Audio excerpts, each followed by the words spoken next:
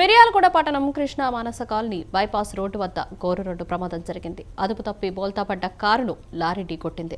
దీంతో కారులో ఉన్న 5 ప్రయాణికులు అక్కడికక్కడే మృతి చెందారు. ఒకరికి తీవ్ర గాయాలు కాగా ప్రభుత్వ ఆసుపత్రికి తరలించారు. విజయవాడ దైవ దర్శనానికి వెళ్లి వస్తుండగా ఈ ఘటన చోటు చేసుకుంది. ఈ ప్రమాదంలో 2 చిన్నారులతో పాటు మరో 3 చనిపోయారు. మృతులంతా మిర్యాలగూడ మండలం నందిపాడు గ్రామానికి చెందిన వారుగా పోలీసులు గుర్తించారు.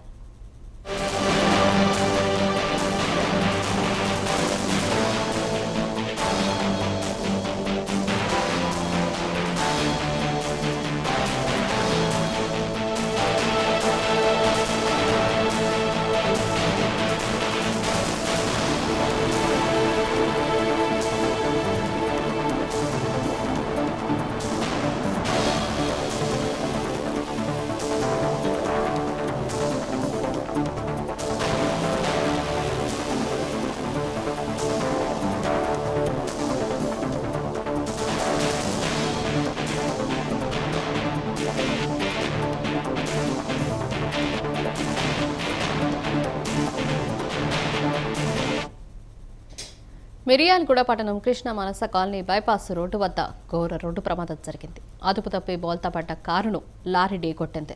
దీంతో కారులో ఉన్న 5 ప్రయాణికులు అక్కడికక్కడే మృతి చెందారు. ఒకరికి తీవ్ర గాయాలు కాగా ప్రభుత్వ ఆసుపత్రికి తరలించారు. విజయవాడ దైవ దర్శనానికి వెళ్లి వస్తుండగా ఘటన చోటు చేసుకుంది. ఈ ప్రమాదంలో 2 చిన్నారులతో పాటు మరో 3 చనిపోయారు. మృతులంతా మిర్యాలగూడ మండలం నందిపాడు గ్రామానికి చెందిన వారుగా పోలీసులు గుర్తించారు.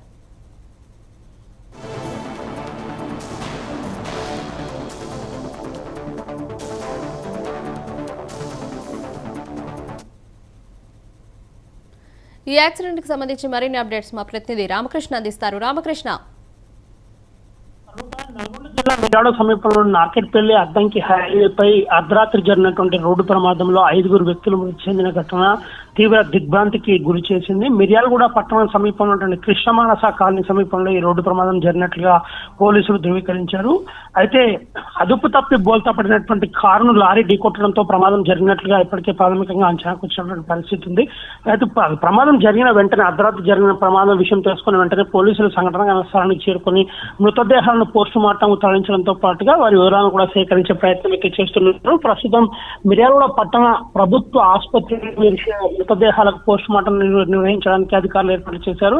అయితే మిర్యాలగూడ పట్టణానికి సమీపంలో ఉన్నటువంటి నందిపాడు గ్రామానికి చెందిన వీరంతా కూడా ఆంధ్రప్రదేశ్ లోని మోపిదేవి సమీపంలో ఉన్నటువంటి దైవ దర్శనానికి ఈ నెల 26వ తేదీన కారులో వెళ్లి తిరిగి వస్తుండగా ఈ ప్రమాదం జరిగింది. అయితే ప్రమాద ఘటనలో ఒకే కుటుంబానికి చెందినటువంటి జ్యోతి, మహేష్, మచ్చేందర్ తో పాటు 2 చిన్నారులు ఇషికా, లియాన్స్ కూడా అక్కడికక్కడే మృతి చెందినటువంటి పరిస్థితి ఉంది.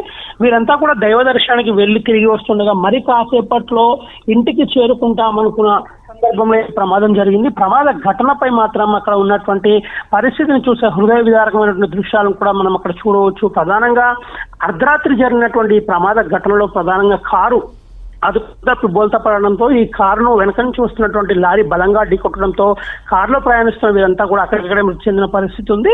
ప్రమాద ఘటన తెలుసుకున్నటువంటి జిల్లా మంత్రి కోమటిరెడ్డి వెంకటరెడ్డి ప్రమాద ఘటనపై తీవ్ర దిగ్భ్రాంతి వ్యక్తం చేసినటువంటి పరిస్థితి ఉంది. అట్లాగే సూర్యాపేట శాసనసభ్యుడు మాజీ మంత్రి గుంతకండ్ల జగదీష్ రెడ్డి కూడా ఘటనపై దిగ్భ్రాంతి వ్యక్తం చేసినటువంటి పరిస్థితి. మృతుల కుటుంబాలను అన్ని రకాలుగా కూడా ప్రభుత్వం ఆదుకోవాలని కూడా ఆయన కోరినటువంటి పరిస్థితి. ఈ రోజు తెల్లవారుజామున మిర్యాలగూడ ఏరియా ఆసుపత్రిలో ఉన్నటువంటి మృతదేహాలను స్థానిక శాసనసభ్యుడు బిఎల్ఆర్ సందర్శించి కుటుంబ సభ్యులను ఓదార్చే ప్రయత్నం చేశారు. మొత్తంగా మాత్రం ఈ ప్రమాద ఘటన అర్ధరాత్రి జరగడంతో పాటుగా ఒకే కుటుంబానికి చెందిన 5 వ్యక్తులు మృతి చెందడం పట్ల మాత్రం అక్కడ ఉన్నటువంటి ప్రజలతో పాటుగా స్థానికంగా ఉన్నటువంటి ప్రజలకు తీవ్ర దిగ్భ్రాంతిని అదేవిధంగా సంతాపాన్ని కూడా తెలియజేస్తున్న పరిస్థితి ఉంది. ప్రమాద ఘటన తెలిసిన వెంటనే పోలీసులు మాత్రం ఘటనా స్థానానికి చేరుకొని ఆ పరిస్థితిని పరిశీలించడంతో పాటుగా అంటే ఢీకొట్టినటువంటి లారీ ఎక్కడి నుంచి వస్తుంది, ఏం జరిగిందనే విషయంలో కూడా ఫోన్లో ప్రస్తుతం మాత్రం దర్యాప్తు చేస్తున్నాను.